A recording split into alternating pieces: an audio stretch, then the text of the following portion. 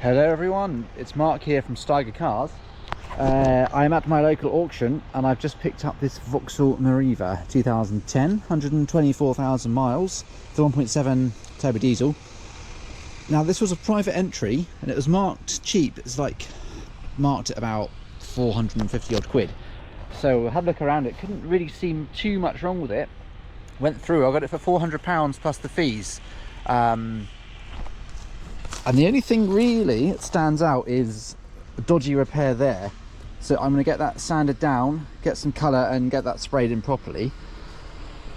But otherwise, it looks okay. It's had a bit of bodywork on the left side. The paint's, this isn't original paint, but it's not too bad to be honest. So I reckon there's some money in this one. I can spend maybe an hour on that rear quarter panel. Other than that, some scratching here, I can polish that out. I'm hoping that's all that's wrong with it. But it didn't, people weren't bidding. I was actually talking to someone while it came through and I missed at the beginning they sort of explained the car and stuff. They were mentioning something about the car, but I didn't really hear it. So hopefully there's nothing else wrong. The central locking works. And I also noticed this massive thing in the middle, which looks a bit overkill. It's like a roller coaster track. So I didn't really get a chance to have a look at this. I mean, that obviously sits on top of that. It just seems a bit excessive to have a sliding. I mean, I don't know what that. Okay, that must go somewhere. I don't know if that's Vauxhall or not. That looks like someone just bought that from Temu. So yeah, I think this clips on here somehow. And I think it slides, but it just seems overkill. I thought at first it was some wheelchair thingy, but it's not. So I need to work out how that moves. Otherwise, what's the point of these? There's another Meriva there. That doesn't have anything in there at all. Let's go and compare it. That's the 2010. Oh, this is a 14. It's not even a Meriva. What do I know about cars? There was another Meriva parked just here last week. Oh, it's gone. Never mind. But I looked in it and it didn't have that. It was just empty. But yeah, suicide doors, the back. It's cool.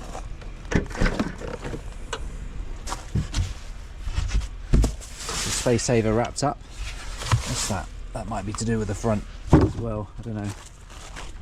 But yeah, doors will work. That's good.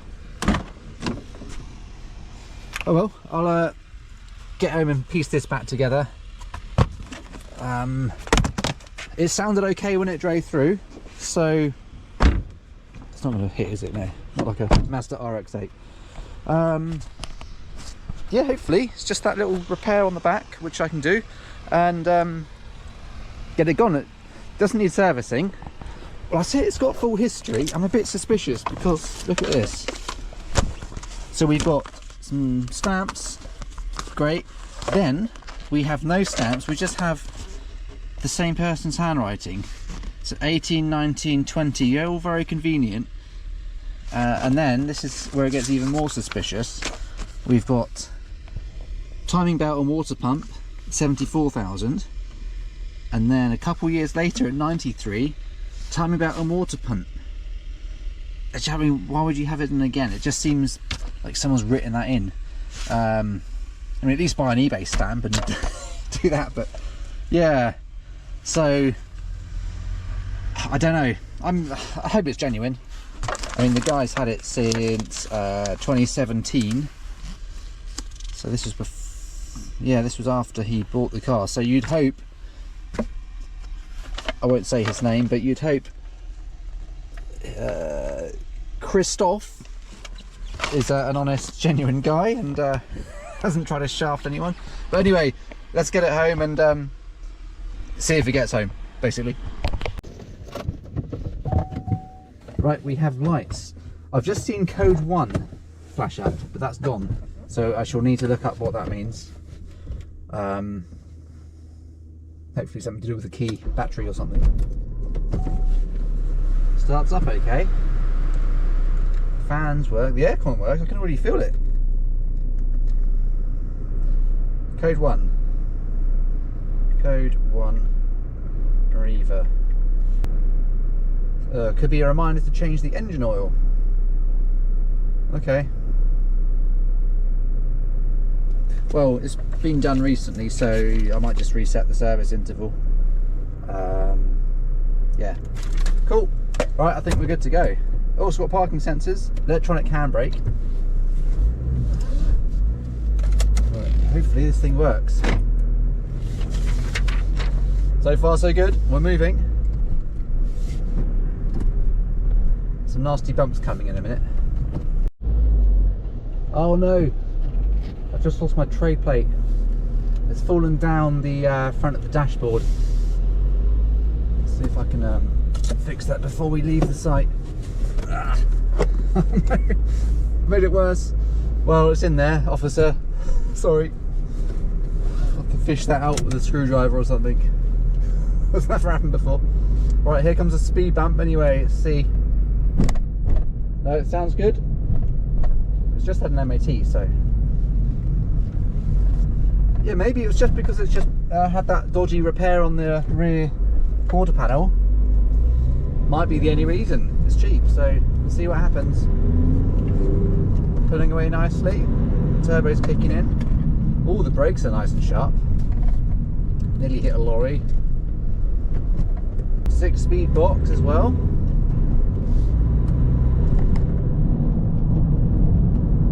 Well, thank you, Christoph. Your car's very nice. Thank you for servicing it as well.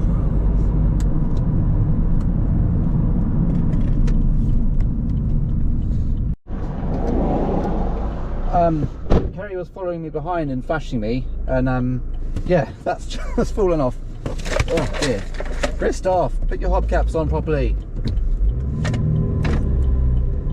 They're not particularly nice ones, but it would save buying a new set, wouldn't it? Oh dear. Well, Christoph kept his air conditioning gassed up nice and cold, so that's good. I've had to turn that off. He's also given me over a quarter tank of fuel. Very good. And do the windows work? Yes, they do. Thank you. There's no rear electric windows. That's fine. I know the fans work. The radio works. Gearbox works. Yeah, I think we're all good. We've got code 24 coming up when I put the lights on. I think that means a bulb for a Vauxhall. I need to check that. But yeah.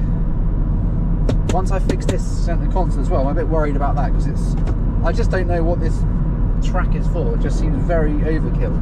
But it looks factory. It's just very weird. But I think the idea is the centre console can slide, but it doesn't move anyway. So I'll get that looked into. Order a can of paint, change the bulb, and then yeah, get to work on that repair on the back. Well, whilst sat in a traffic queue, I've had a quick skim through, and there is in fact receipts for the timing belt and water pump. So I'm sorry for doubting you, Christoph. I think you're a legit guy, and I'm going to trust that you've done the work.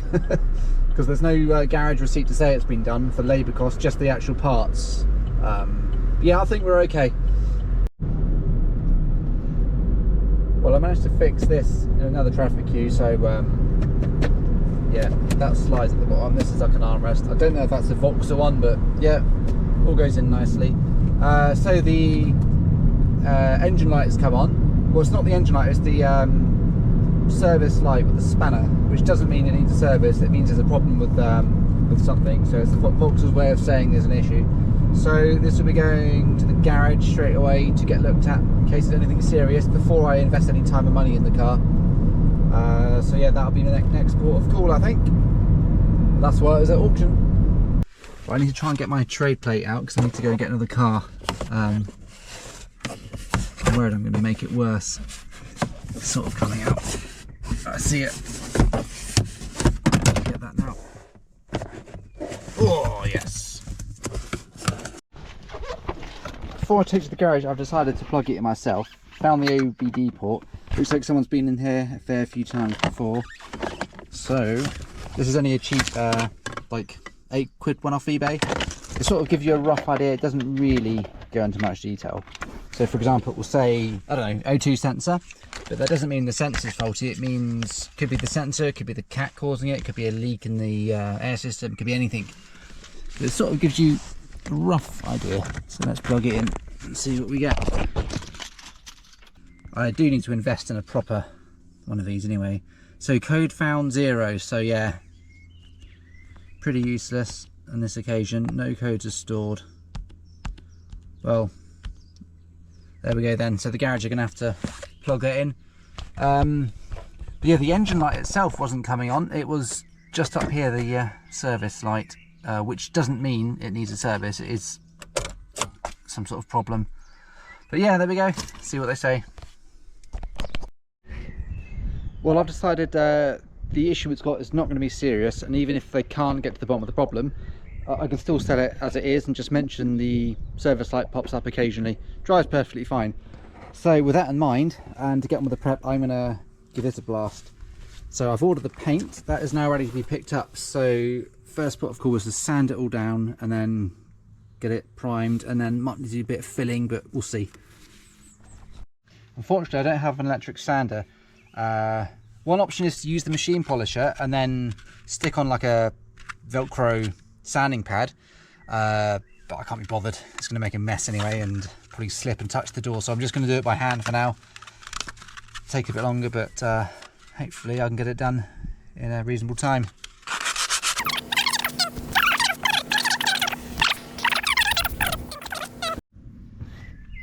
Okay, so it's all been sanded down. Nice and smooth. There's a few bits like here and here which are a bit not quite flat, so I'm going to apply a bit of body filler in there, but other than that it's pretty good, I think. This brings back memories. I haven't done this for over 20 years, I reckon. Started doing it on the old Fiestas I used to have. Never remember how much of this stuff to put in the hardener. It's got to go like a pinky colour, I think, from memory. I've got a bit too much on here, didn't need that much, but never mind, I can sand it down afterwards. You can see just there where it had to go in a bit, and then there's a bit up here as well. Wasn't too bad, to be honest. I also put some rust prevention stuff on there, let that dry as well, because it was down to bare metal, just for peace of mind. Right, I think that should do it. Oh, it's snowing. Okay, it doesn't look pretty, but it's nice and smooth now. I've masked it up, ready for some primer, so that's the next step. So to start with, I'm just going to do a light mist for the first couple coats.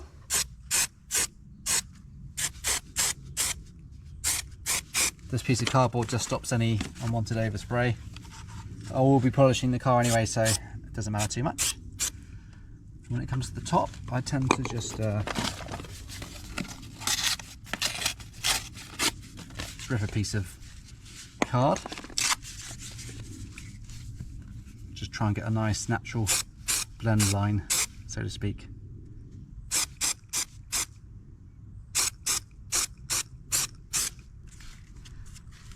There we go. I've also put a bit of cardboard in the arch as well. That did have some overspray on it, so I will just blast it black once I finish with the job. It just sort of stops the build up. Right, that'll do for the first coat. I'll let that dry and go over it again. Right, this is the last coat of primer. I think we're good. The trick is not to get any sort of nasty join lines. So if you put a piece of masking tape across the top there, you'd have a line. But I think that looks okay. And then once I get the paint, I shall just blow it over, come up to about here, and then just sort of feather it out just here. Once that's all dry, then I can get some lacquer on there. So yeah, that probably took, to get to that stage, I'd say an hour, but that includes all the waiting around. So I was doing the tyre pressures, did the polishing on that side, starting with the hoovering. So in between, when you're waiting for the filler to dry and the primer to dry, you can get on with other stuff. So in reality, it's probably about 15 minutes work to get to that stage. So not too bad at all, worth doing, definitely. With regards to any overspray, I find it's quicker to remove any like this than it is to mask the whole car off. Look, gone, seconds. So yeah, much easier.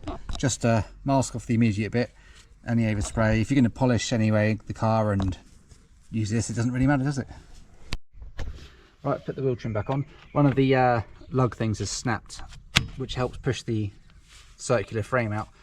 So to counter that, I'm just going to basically grab a cable tie, fold it a couple of times. Found this in the car actually, so I don't have to use my own.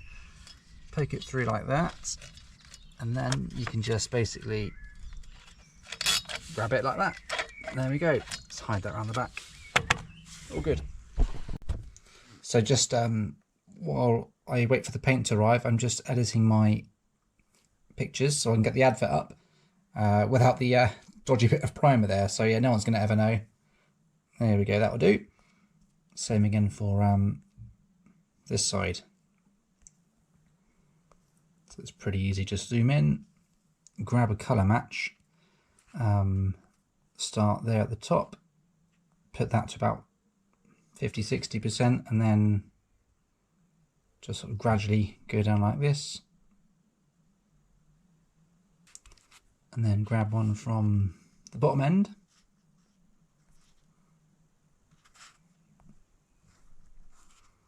kind of come back up the other way. Right, there we go, that can go on the advert. People aren't really going to see that, and by the time they come view the car, it should be all done. Well, I've got some spray paint.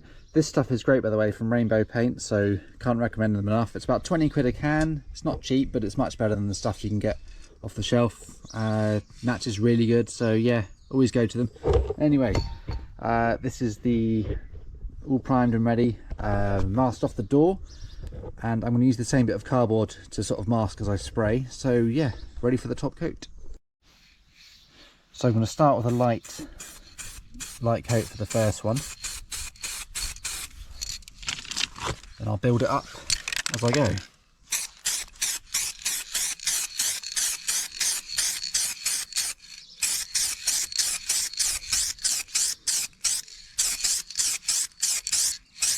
Alright, that should do for the first one.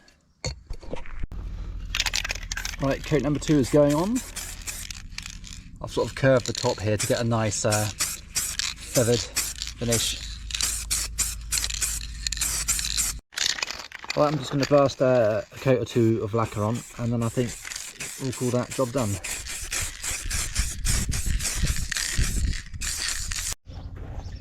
Right, 2 coats of lacquer on. I think that'll do, to be honest. It's going to be a cheap car anyway, so could have spent a bit longer on the filling and sanding, but maybe I should have done. But looks okay. While I've got the paint out, it'd be rude not to do the touching, so there was a nasty scratch on the other side I should do. Okay, the usual trick, you've probably seen this before. Spray it into the lid, keep it that way up so it doesn't all dry, so it forms a nice little puddle. Cocktail stick, and then just keep the stick pointing downwards so the paint runs naturally off the stick. I've just remembered, before I got the car there was some overspray in here where they'd sort of attempted the repair, so I'm going to grab a can of matte black and just blast it in there.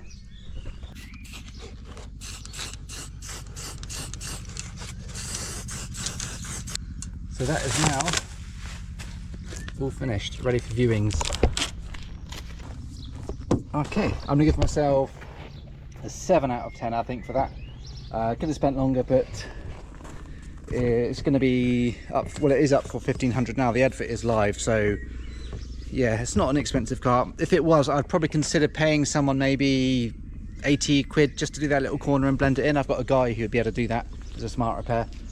But no, I think for a cheap car, that's good enough. I also whizzed around the car and did all the touch-ins, and buzzed over it with my machine polisher as well. So looks pretty good, I think. It had been washed and valeted before by a hand car wash, I could tell, because they spray so much cockpit shine in there, it's ridiculous. But at least the hoovering didn't take too long. So the garage have checked the car and they've said the sensor in the fuel filter housing is detecting water. So they've drained it and they've replaced the fuel filter, but it's still coming up. So they reckon the sensor is gone, which is inside the fuel filter housing. Now, main dealer parts are over 300 quid. you can't really get them new anywhere else. So I found one on eBay for $29.99, and I've ordered that one, so they're going to fit that. I could just leave it and explain that the sensor's flashing up the light, that's why it comes on, but I think there's enough margin in this one to spend a bit more on it. So I've ordered the fuel filter housing, they're going to swap it over next week hopefully, and that should sort out the problems. Well, the new filter housing arrived. I guess the sensor's in there somewhere, so let's drop it off and see if I can get it fitted. Well, just picked up from the garage, 140 quid. So basically they had to do the fuel filter, which didn't work, so they had to take it out again and replace it with the filter housing that I provided. So they had to do the job twice, unfortunately. So total spend 140 on that. Just got home and that light has come on again, the service light, but that doesn't mean it needs a service, it indicates a problem. So yeah, that was a waste of time. The garage where I reckon it could be a faulty sensor or a faulty wire somewhere else, a wiring issue, a ground earth issue, just don't know. So they also said the battery kept going flat, so I might give it a full charge just to see in case it's the flat battery causing it, or low battery voltage. But otherwise I think this will just have to be one I'll point out to someone. If can't fix it, then can't fix it. So yeah, never mind. Not only that, it's been nuked as well by seagulls. Every time you park on an industrial estate, happens. Not even near the sea. I don't know why they're over here. Never mind. There goes the Meriva. That was good. Nice guy came to look at it about an hour away. He's a bit of a trek that was for him. Took it for a drive, loved the car. I said the service light occasionally comes on. Typically it didn't, but I said it normally comes on at every drive, so just ignore it. The garage have looked at it and said it's just an issue which seems to be popping up, but it had the new fuel filter and fuel filter housing with the sensor, and that's not cured it. So basically it's a cheap car, just ignore it. It's the conclusion to that. So yeah, that wasn't too bad. Trying to think what I did now. Not much. Valet, did that smart repair, a couple of trips to the garage. That's about it really. Really like that car. Really good on fuel, really nice to drive, smooth, torquey. Yeah, definitely a good car, and I'll probably consider one again if it's cheap enough. So yeah, thumbs up from me for the Meriva. Anyway, quick summary of the numbers, and that'll be this video wrapped up. Okay then, here we go. We have £532 for the car, including the fees, so that wasn't too bad really. Got a good car out of it. The spray can was 20 quid. The fuel filter housing second hand off eBay was 30 quid, and then the garage labour, so they basically had to do the job twice. So once to do the fuel filter, and then once again to replace the filter housing that I provided. So they charged 140, so that's basically 170 quid that I didn't need to spend because that didn't fix the problem. So yeah, if I'd have known I wouldn't have spent anything, but there we go. Total spend on that, £721.64. Sell price of $12.95, so that's a profit of $573.36. Yeah, not too bad. I probably spent a day doing the little touching on the arch with the spray can and the filler, and then some valeting. Didn't owe me much at all, but that was a great car. Really enjoyed that. I explained the little issues to the guy, saying the service light will come on occasionally. I think that was about it for that car. So yeah, he's got a really good car for a great price. Had lots of money spent on it. The cam belt's been done, recently serviced, good tyres on there, long MOT. In fact, June next year, so nearly a year MOT on that. So that's the Meriva done and dusted. Now on to the next one. Plenty more coming up. Thanks for watching this one. I'll see you on the next one soon. Bye for now.